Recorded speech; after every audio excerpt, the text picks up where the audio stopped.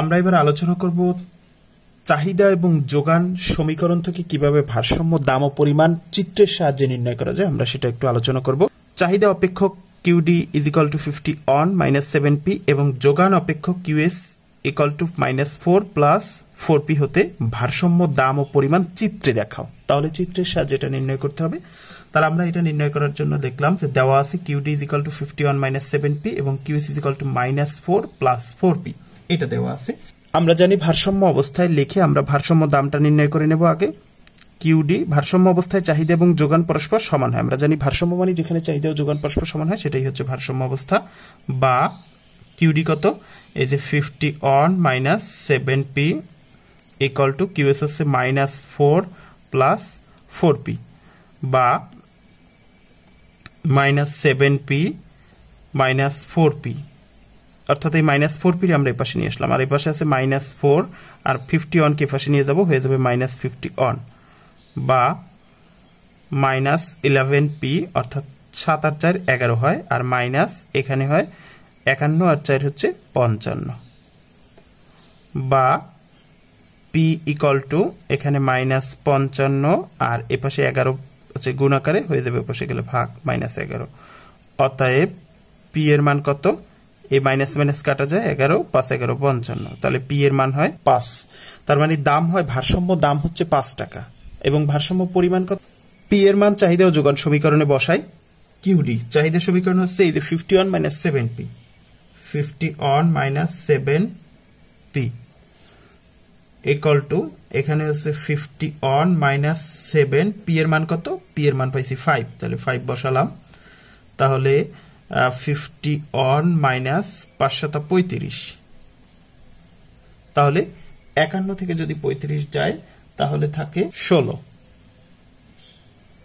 তার মানে হচ্ছে চাহিদার পরিমাণ হচ্ছে 16 একক। এবার যোগানের পরিমাণ বের করব।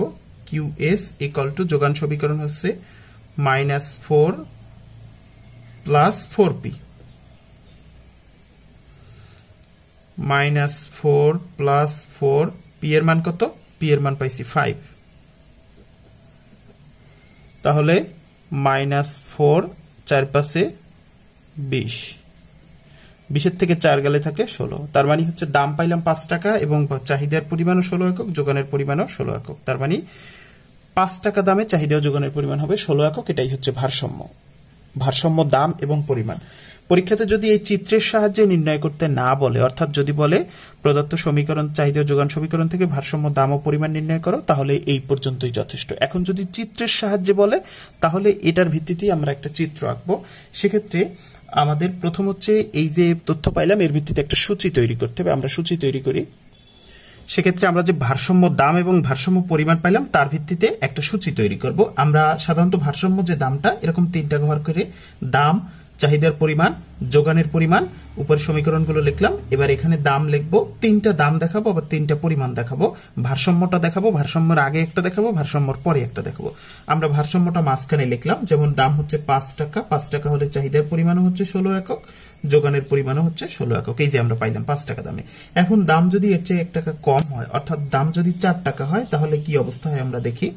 আমরা যদি চাহিদা সমীকরণে 4 বসাই তাহলে এই 7 আর এখানে যদি 4 বসাই তাহলে 4 7 গুণ হলে 4 7 28, 51 থেকে যদি 28 বাদ যায় তাহলে থাকে 27, 27।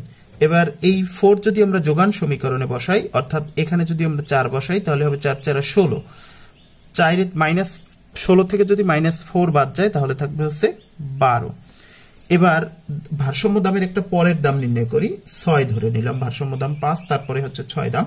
এবার 6 যদি এখানে লিখি, 6 আর এখানে 7 যদি গুণ করি, 6 7 42, 51 থেকে যদি 42 বাদ যায় তাহলে থাকে 9। এবার 6 যদি আমরা যোগান সমীকরণে বসাই, অর্থাৎ 4 এর এখানে যদি বসাই তাহলে 4 6 24, -4 যদি বাদ যায় 24 এর থেকে তাহলে থাকে 20। তার মানে আমরা ভারসাম্য দাম দেখলাম, ভারসাম্য দামের আগে একটা দিয়ে চাহিদা ও যোগান নির্ণয় করলাম, ভারসাম্য দামের পরে একটা দাম দিয়ে চাহিদা ও যোগানের পরিমাণ নিয়ে দেখলাম। এবার আমরা এর ভিত্তিতে রেখাটা অঙ্কন করব। যেহেতু আমাদের চাহিদা ও যোগান, ভারসাম্য দাম ও পরিমাণ হচ্ছে আমাদের চিত্রের সাহায্যে দেখাতে বলছে, তাহলে আমরা চিত্রের সাহায্যে ভারসাম্য দাম ও পরিমাণ দেখাবো। এটা হচ্ছে মূলবিন্দু, মূলবিন্দু সবসময় শূন্য থাকে। এখানে হচ্ছে এটা হলো ওয়াই অক্ষ আর এটা হলো এক্স অক্ষ। এখানে হচ্ছে দাম অক্ষে দাম দেখানো হচ্ছে পি, আর এখানে হচ্ছে পরিমাণ চাহিদা ও যোগানের পরিমাণ। প্রথমে আমরা ভূমি এবং লম্ব অক্ষকে একটা নির্দিষ্ট বিন্দু পরপর দাগ দিয়ে 1 সেন্টিমিটার বরাবর আমরা দাগ দিই এবং আধা সেন্টিমিটার বরাবরও দাগ দিই।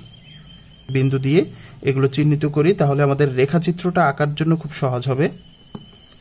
আমরা 1/2 সেন্টিমিটার বরাবর দাগ দিয়েছি, এখানেও আমরা 1/2 সেন্টিমিটার বরাবর কিছু দাগ দিয়ে নেব। আমরা প্রতি 1/2 সেন্টিমিটারে এক এক করে ধরি, তাহলে হচ্ছে 1, এই হলো 2, 3, 4, এই হলো 5, এই হলো 6। তাহলে আমরা 4, 5, 6 কিন্তু আমাদের লাগবে, 4, 5, 6 আমরা সেটা চিহ্নিত করে ফেললাম। এবার প্রতি 1 সেন্টিমিটারে 5 ধরলাম, তাহলে এই হলো 5, তাহলে এই হবে 10, এই হবে 15, এই হলো 20, এই 25, এই হলো 30। আমাদের লাগবে সর্বোচ্চ 27 পর্যন্ত, আমরা 30 পর্যন্ত নিয়ে নিলাম। এবার আমরা দেখি এর ভিতরে হচ্ছে যে বিন্দুগুলো লাগবে আমরা সেই মানগুলো লিখে নিই। প্রথমে লাগবে হচ্ছে 9 লাগবে। প্রথমে সবচেয়ে সর্বনিম্ন মান হচ্ছে 9। 9 কোথায় হতে পারে? এই যদি 10 হয় তাহলে এখানে নিশ্চিত 9 হবে, তাহলে এখানে হলো আমাদের 9। এবার তারপর লাগবে হচ্ছে 12। 12 কোথায়? এই যদি 10 হয়, এই হচ্ছে 15, এই 10, এই হচ্ছে 15, তাহলে এখানে আমাদের ধরে নিলাম 12, এই হলো আমাদের 12। তারপর আমাদের লাগবে হচ্ছে 16, এই যদি 15 হয় তাহলে 16 ধরে নিলাম, এখানে হবে।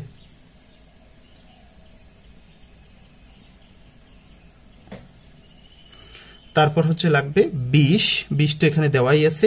তারপর লাগবে 27, এই যদি 25 হয় তাহলে এখানে হবে 27,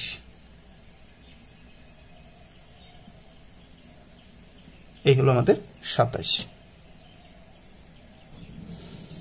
এবার আমরা দেখি যখন 4 টাকা দাম, এই যে 4 টাকা যখন দাম হয়, 4 টাকা দামে পরিমাণ হচ্ছে, চাহিদার পরিমাণ হচ্ছে 27, তাহলে আমরা এটা যদি একটু ডট ডট চিহ্ন দিয়ে চিহ্নিত করি, এই 4 টাকা দামে পরিমাণ হচ্ছে 27।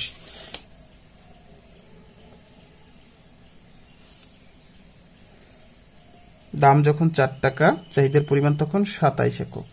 এবার দাম যখন 5 টাকা, চাহিদার পরিমাণ তখন 16 একক। এই যে, তাহলে এই হচ্ছে আমাদের সেই 16। এখান থেকে আমরা একটু ডট ডট চিহ্ন দিয়েই করি, তোমরা এটা পেন্সিল দিয়ে করবা পরে যাতে মুছে ফেলানো যায়।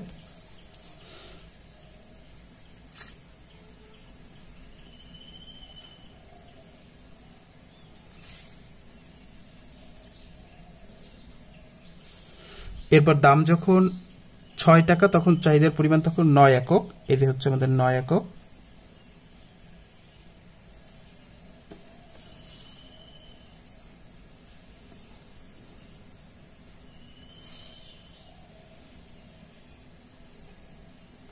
তাহলে আমরা এই চাহিদা, দাম ও চাহিদার সম্পর্কের ভিত্তিতে, চাহিদার পরিমাণের সম্পর্কের ভিত্তিতে যে বিন্দুগুলো পেলাম সেগুলো আমরা যোগ করে দেব।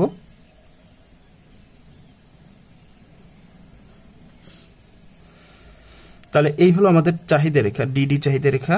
এই চাহিদা রেখার সমীকরণটা হচ্ছে QD equal to 51 minus 7p। এই হলো আমাদের চাহিদা রেখার সমীকরণ। এবার যোগান রেখার সমীকরণটা রাখবো। 4 টাকা দামে যোগানের পরিমাণ 12 একক। এই হচ্ছে 4 টাকা দাম, যোগানের পরিমাণ হচ্ছে 12 একক। তাহলে আমরা এখান থেকে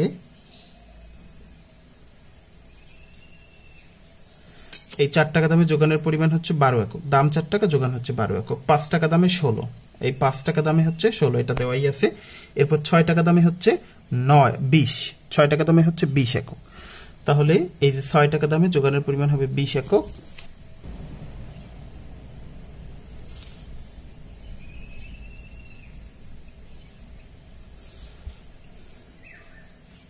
ছয় টাকা দামে যোগানের পরিমাণ হচ্ছে 20 একক। আমরা যদি বিন্দুগুলো যোগ করে দিই,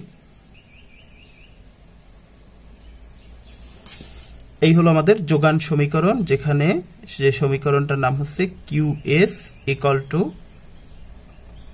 -4 প্লাস 4p।